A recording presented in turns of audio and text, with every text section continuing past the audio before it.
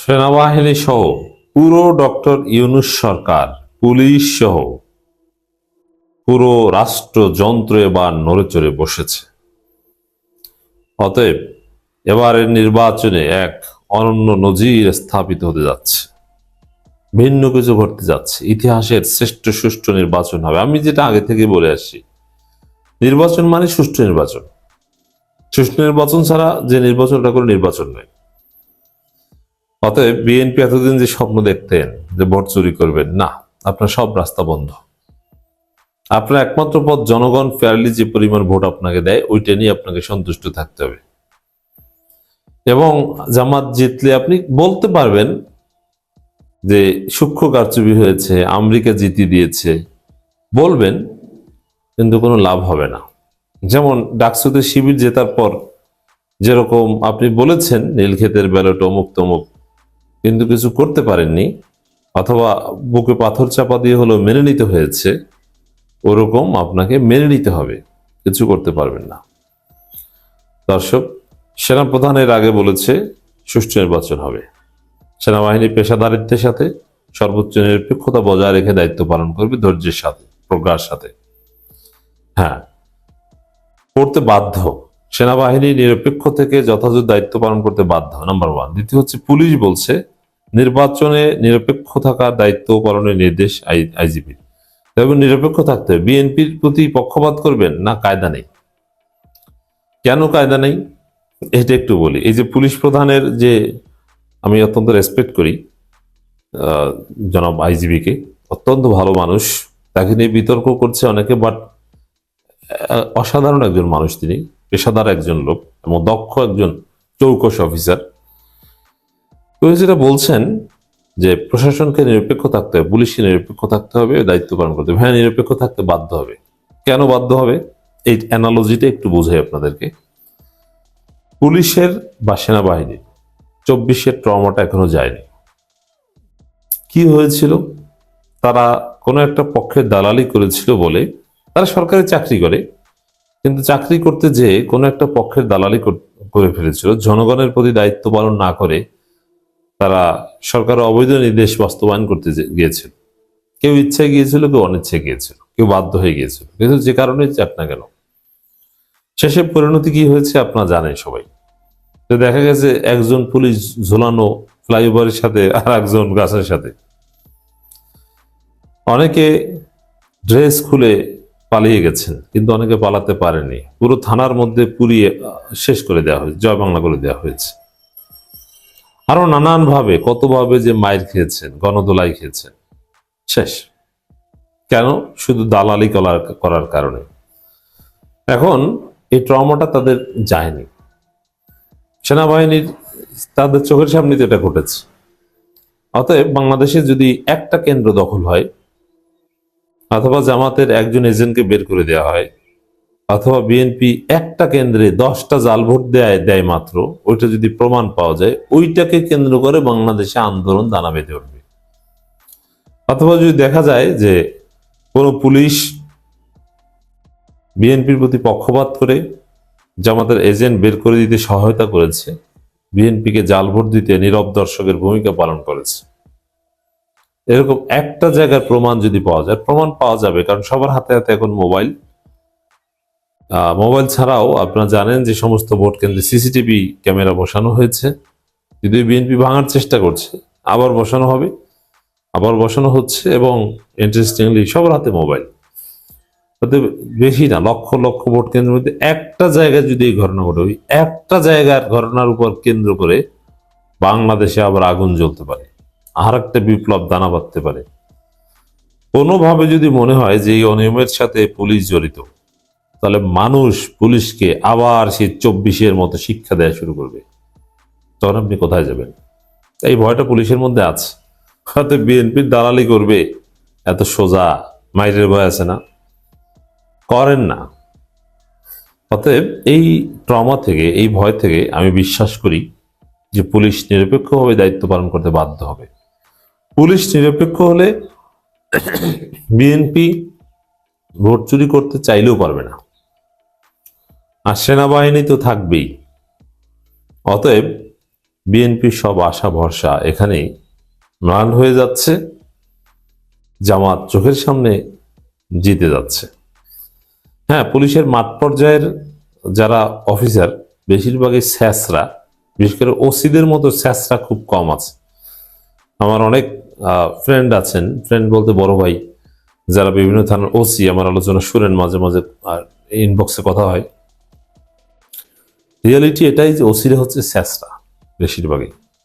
এরা বেশিরভাগই বিএনপির দালাল। তারা বিএনপি স্থানীয় নেতাদের অনেক ওসি আশ্বাসও দিয়েছিল যে কেন্দ্র দখলে সহায়তা করা হবে, কিন্তু না, ওসিদের যে বস উপর থেকে, আইজিপি থেকে ডিআইজি, ডিআইজি থেকে এসপি, এসপি থেকে এএসপি, সার্কেল এসপি, সবাইকে সবার মাধ্যমে মেসেজ পৌঁছে দেওয়া হয়েছে এক বিন্দু পরিমাণও পক্ষপাত করবা না, পুরোপুরি নিরপেক্ষভাবে দায়িত্ব পালন করতে। পক্ষপাত করবা মানে বিপদে পড়বা। অতএব পুলিশ নিরপেক্ষ ভূমিকা পালন করতে বাধ্য। আর এই খবরটাই জামাত শিবির খুশিয়ার খুশি, পুলিশ নিরপেক্ষ দায়িত্ব পালন করবে, পুলিশ এবার বিএনপির দালালি করবে না। আলহামদুলিল্লাহ, জামাত জিতে গেছে, আর কিচ্ছু দরকার না। জামাত জেতার ক্ষেত্রে জাস্ট সুষ্ঠু নির্বাচন হোক, এবং সুষ্ঠু নির্বাচনের জন্য পুলিশ নিরপেক্ষ, আর কিছু দরকার নেই। আমরা আইজিপির নির্দেশনাটা একটু বিশ্লেষণ করি দর্শক। এর আগে সেনাপ্রধানও সেম নির্দেশনা দিয়েছেন। হ্যাঁ, এটা সত্য, এটা মিথ্যা না, আমি জেনে বলছি। আইজিপির নির্দেশনা, যেহেতু ওসিরা অলরেডি বিএনপিকে অনেক ওসি কনভিন্স করেছিলেন, তারাও এখন সেই কমিটমেন্ট উঠিয়ে নিচ্ছেন যে ভাই সম্ভব না। এর কিছু প্রমাণ পেয়েছি যে এই যে গ্রেপ্তার হয়, আওয়ামী লীগকে গ্রেপ্তার করা হয়, এই গ্রেপ্তার কিন্তু অনেককে ছাড়াতে বিএনপি সর্বোচ্চ চেষ্টা করেছে। এখন কিন্তু ব্যাপকভাবে আওয়ামী লীগ ধরপাকড় চলছে। এই জায়গায় যে কোনো আওয়ামী লীগকে ধরেছে, বিএনপি তাকে ছাড়াতে চেয়েছে, টাকা পয়সাও খরচ করেছে, কিন্তু পারেনি ছাড়াতে। পুলিশ বলে দিয়েছে সম্ভব না ভাই, উপর থেকে আমাদের এমন জায়গা থেকে নির্দেশ দিয়েছি, কোনো বিএনপি জামাত প্লিজ ভাই কেউ বলবেনই না, আমাদেরকে কেউ রেকমেন্ডই করবেন না। বিএনপি কেও বলছে, জামাতকে বলেছে, বিএনপি কে বলেছে, এটা সত্য, আমি জেনে বলছি। এর মানে থানা পুলিশ এখন উপরের নির্দেশ মানতে বাধ্য। কোনো বিএনপি কোনো জামাতের কথা মানছে না, তাদের সাথে কথাই বলতে যাচ্ছে না যে আমাদের কাজ আপনারা করতে দেন। বিএনপির অনেক বড় বড় নেতারা প্রশাসনের কাছে রেকমেন্ড করে, তখন প্রশাসন বলে যে ভাই আমাদের কাজ আমাদেরকে করতে দেন প্লিজ। এর মানে কারো কথা প্রশাসন শুনছে না। জনাব আইজিপি যা বলছেন এটা সত্য, পুলিশকে নিরপেক্ষ দায়িত্ব পালন করার পরামর্শ, নির্দেশনা আসলেই দিয়েছেন, এবং তারা নিরপেক্ষভাবে দায়িত্ব পালন করবে। অর্থাৎ চিন্তার কিছু নেই, সুষ্ঠু নির্বাচন হবে। এখনকার খবর এটা। যদি কোনো নেতিবাচক কোনো শিরোনাম বা কোনো খবর বা কোনো ইঙ্গিত যদি আমরা পাই, এটা আমরা অবশ্যই আপনাদেরকে বলবো। এখন পর্যন্ত ইউ ক্যান বি কনফিডেন্ট, আত্মবিশ্বাসী হতে পারেন। শুধু এখানেই শেষ নয়, আরো কিছু কার্যক্রম তারা এই আজকেই করেছে, যে কার্যক্রমগুলো নির্বাচনের প্রথম দিনেই, আসলে যে একটা কথা প্রচলিত আছে যে বিড়াল মারতে হলে বাসর রাতেই বিড়াল মারতে হয়। রাজনৈতিক বিশ্লেষকরা বলছে যে বিএনপি এই বাসর রাতে বিড়াল মারতে তারা ব্যর্থ হলো।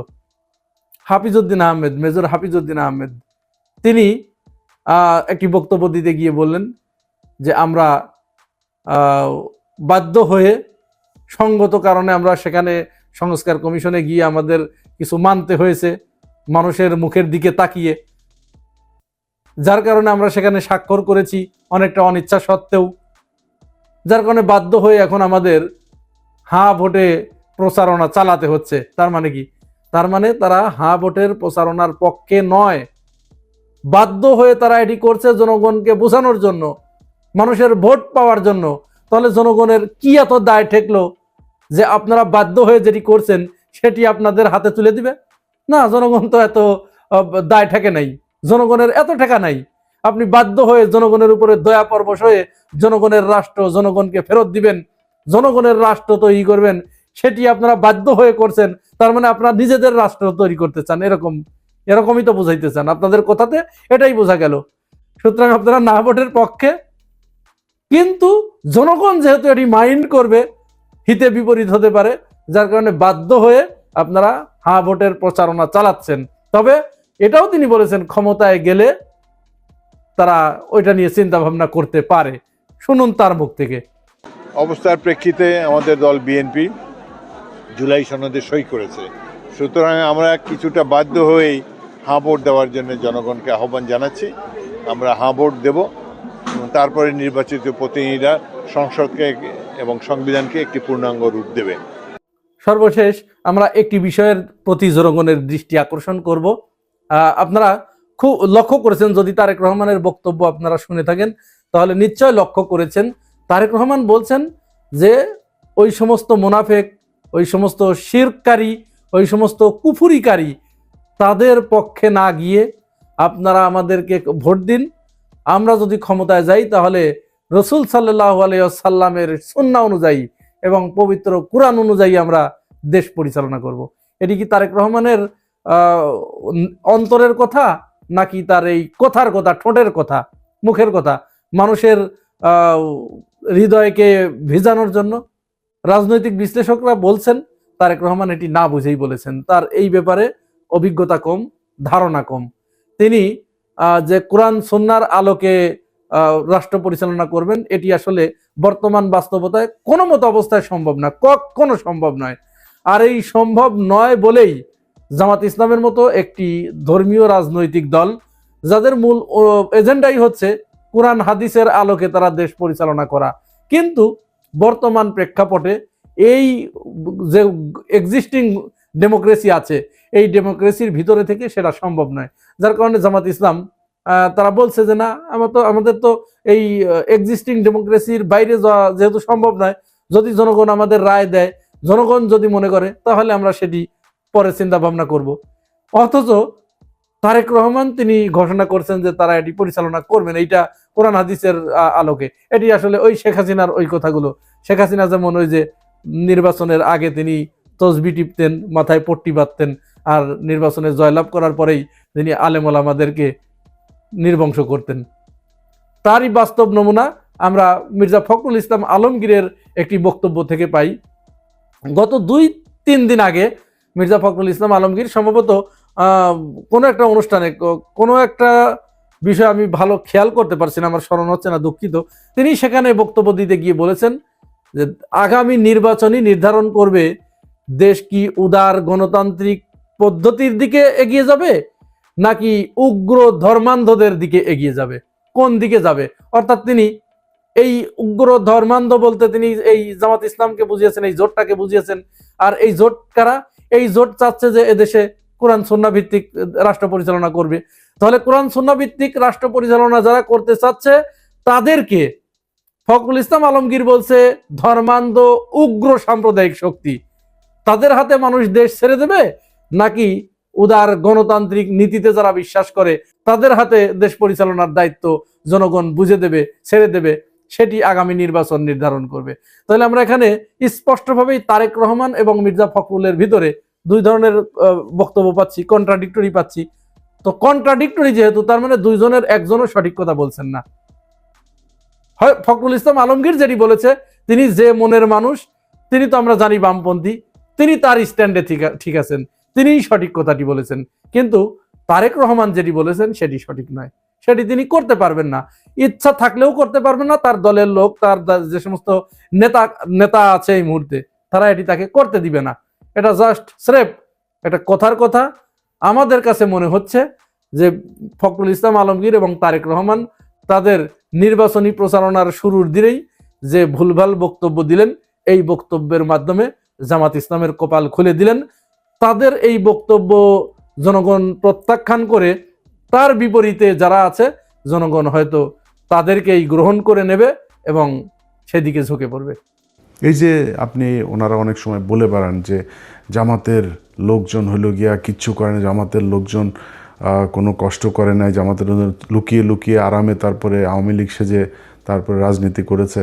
জামাতের কয়জনের ফাঁসি হয়েছে, জামাতের কতজন জেলে গিয়েছে, জামাতের কতজন রিমান্ডে গিয়েছে, জামাতের কতজন গুম হয়েছে, কতজন অঙ্গ হারিয়েছে, এটা হিসাব করতে চাইলে হিসাব করেন, তাহলে বুঝবেন যে কাদের উপরে কত নির্যাতন হয়েছে। চান্দা আব্বাসের পুরো ঢাকা ব্যাংক আরামসে তার বেড়েছে, আরও বাড়তে থেকেছে। তারপরে আপনি এই যে মীর কাশেম আলী, তার ছেলে পর্যন্ত আপনার গুম হয়ে একদম কি অবস্থায় বের হয়েছে আপনারা দেখেছেন সেগুলো। তো এই অবস্থা, এটা হলো জামাত আর বিএনপির মধ্যে।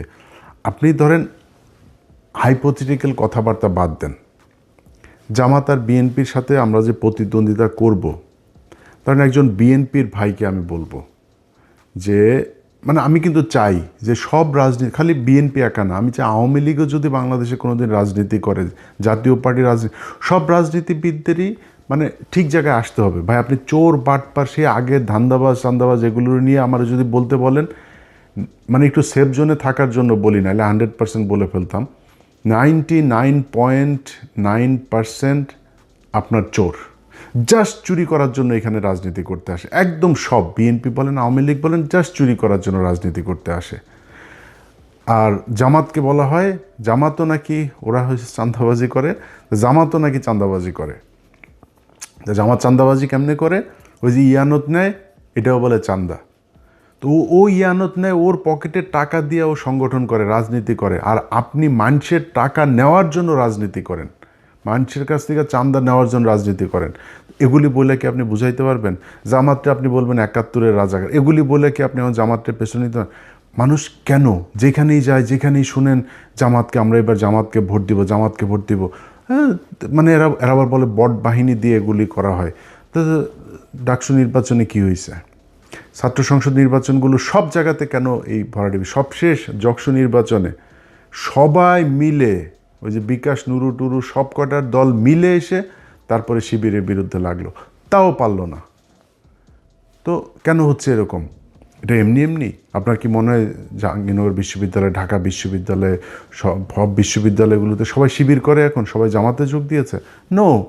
কি করেছে? তাদের এই সাধারণ মানুষ যারা, সাধারণ ভোটার যারা, তারা দেখেছে যে ছাত্র দলের চরিত্র আর ছাত্র শিবিরের চরিত্র, না, এটা তো আকাশ পাতাল পার্থক্য। আমরা তো যা শুনি সব মিথ্যা কথা। এদেরকে বলা হয় এরা হইল গিয়া এই 71-এ ওর মারে এটা করেছে, ওর বোনেরা এটা করেছে, খুঁজে পায় না।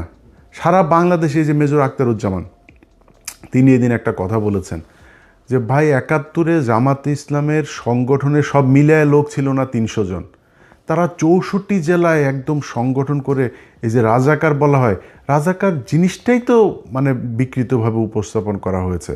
রাজাকার ছিল পাকিস্তানি বাহিনীরা, এই যে ব্রিজ কালভার্ট যেগুলো ভেঙে দিচ্ছিল মুক্তিযোদ্ধারা, এগুলো রক্ষণাবেক্ষণের জন্য তাদের ইউনিফর্ম ছিল চৌকিদারদের মতো।